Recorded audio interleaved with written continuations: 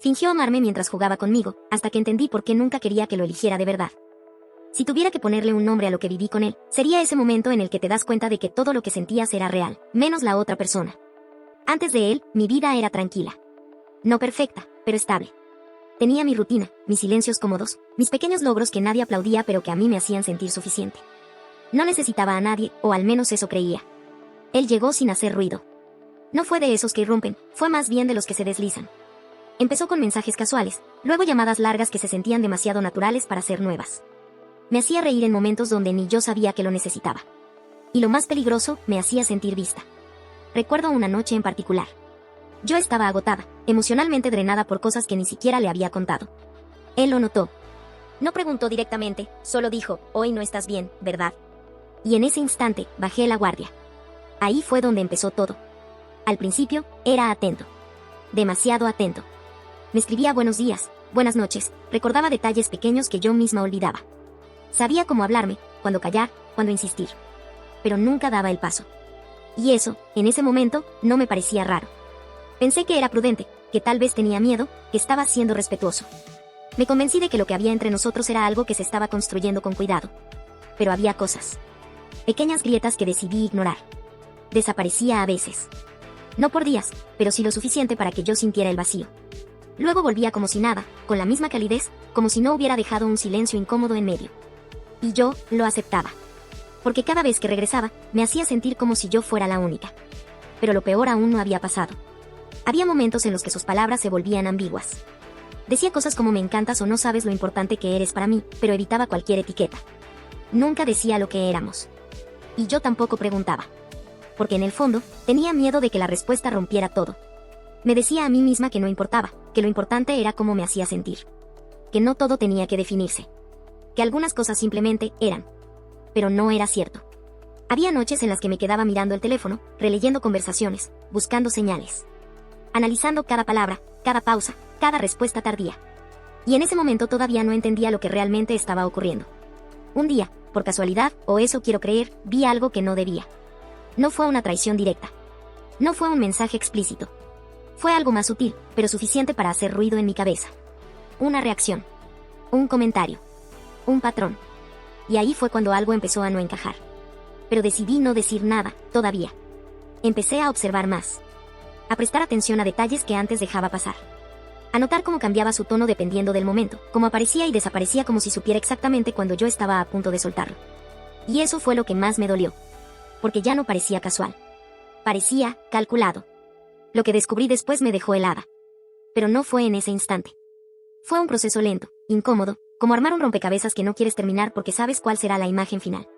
Y cuando finalmente entendí lo que estaba pasando, ya era demasiado tarde para fingir que no me afectaba. Esa noche, mientras sostenía el teléfono con las manos temblando, vi algo que cambió completamente la forma en la que lo veía a él, y a mí misma. Y lo que hice después no fue impulsivo, fue algo mucho más peligroso. Pero eso viene después. Porque lo que encontré en ese momento, no era solo una coincidencia. Y cuando lo entendí, supe que nada de esto había sido real. Pero lo peor, es que él pensaba que yo nunca me daría cuenta.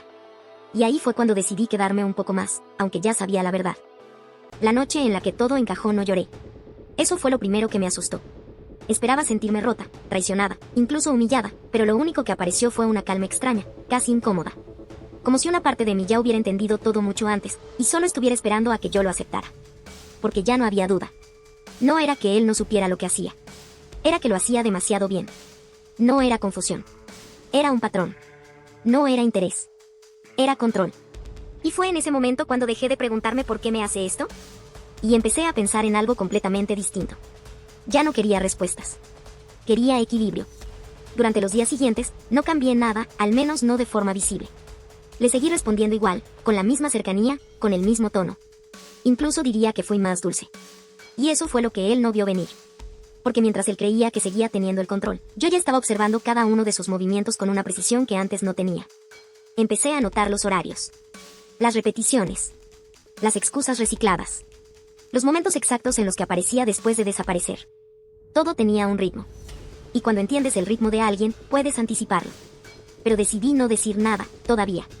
En lugar de eso, hice algo que nunca había hecho antes. Empecé a jugar su mismo juego. Dejé de estar siempre disponible. No de golpe, no de forma obvia. Solo pequeños cambios. respuestas un poco más tardías. Conversaciones que yo misma cortaba. Momentos en los que desaparecía sin explicación, justo cuando él parecía más enganchado. Y funcionó. Lo noté en cómo empezó a insistir más. En cómo sus mensajes pasaron de ser seguros a ligeramente ansiosos. En cómo empezó a preguntarme cosas que antes no le importaban. Pero eso era solo el principio. Porque lo que hice después fue mucho más preciso. Empecé a introducir pequeñas verdades, disfrazadas. Comentarios sutiles sobre relaciones pasadas. Sobre personas que juegan con otros. Sobre lo fácil que es fingir interés cuando en realidad solo buscas validación. Nunca lo dije directamente. Pero cada palabra estaba dirigida a él. Y ahí fue cuando empezó a incomodarse. No lo admitía, claro. Pero se notaba. En las pausas más largas. En los cambios de tema. En ese intento torpe de recuperar el control que ya no tenía. Y ahí fue cuando todo empezó a tener sentido. Porque no solo estaba jugando conmigo. Estaba jugando con varias. No necesitaba confirmarlo completamente. Las piezas ya encajaban demasiado bien, los horarios, las desapariciones, las frases repetidas, la forma en la que decía exactamente lo que cada persona necesitaba escuchar. Él no buscaba una relación. Buscaba sentirse elegido, sin tener que elegir a nadie. Y cuando entendí eso, dejé de sentir dolor. Fue en ese momento cuando algo dentro de mí cambió. Ya no era la que esperaba sus mensajes. Era la que decidía cuándo responder. Ya no era la que analizaba cada palabra. Era la que medía cada silencio. Y entonces ejecuté la parte más importante. No lo enfrenté. No lo bloqueé. No hice ninguna escena. Hice algo mucho más simple y mucho más efectivo. Le di exactamente lo que él me había dado. Pero mejor. Me volví impredecible. Cercana en momentos clave. Distante cuando él intentaba acercarse más. Le hice sentir especial, pero nunca seguro. Y lo más importante, dejé que creyera que todo eso era idea suya. Porque cuando alguien como él siente que está perdiendo el control, hace cualquier cosa por recuperarlo. Y eso fue exactamente lo que pasó. Empezó a mostrarse más. A abrirse más. A decir cosas que antes evitaba. Incluso, empezó a insinuar algo más serio. Pero ya era tarde. Porque mientras él intentaba construir algo conmigo, yo ya estaba terminando de entender cómo destruir la ilusión que él mismo había creado. Lo que hice después no fue impulsivo. Fue calculado hasta el último detalle. Y cuando finalmente di el paso, no hubo vuelta atrás. Porque esa noche, decidí decir algo que no solo lo dejó sin respuesta, sino que cambió completamente la forma en la que todos lo veían. Pero esa parte, todavía no la puedo contar. Solo diré que no fue un mensaje privado. Y que él nunca se imaginó quién más iba a leerlo. Esa noche no temblé. Recuerdo la luz fría del teléfono iluminando mi cara, el silencio alrededor, y esa sensación tan extraña de claridad absoluta. Ya no había ruido emocional, no había dudas. Todo lo que había sentido por él, ya no estaba. En su lugar, había algo mucho más firme. Decisión. No lo enfrenté en privado porque sabía que ahí él ganaba. Era su terreno. Su forma de manipular, de suavizar palabras, de convertir la culpa en confusión. Yo ya había visto ese patrón. Así que hice lo único que realmente lo sacaría de su zona de control. Lo saqué a la luz. No fue un ataque impulsivo ni una explosión emocional. Fue una exposición quirúrgica. Preparé todo con calma. Conversaciones, capturas, fragmentos donde se repetían las mismas frases, los mismos gestos, el mismo falso interés, dirigidos a distintas personas. No inventé nada. No exageré nada. Solo mostré la verdad, organizada. Y eso fue lo más devastador. Porque ya no era una opinión.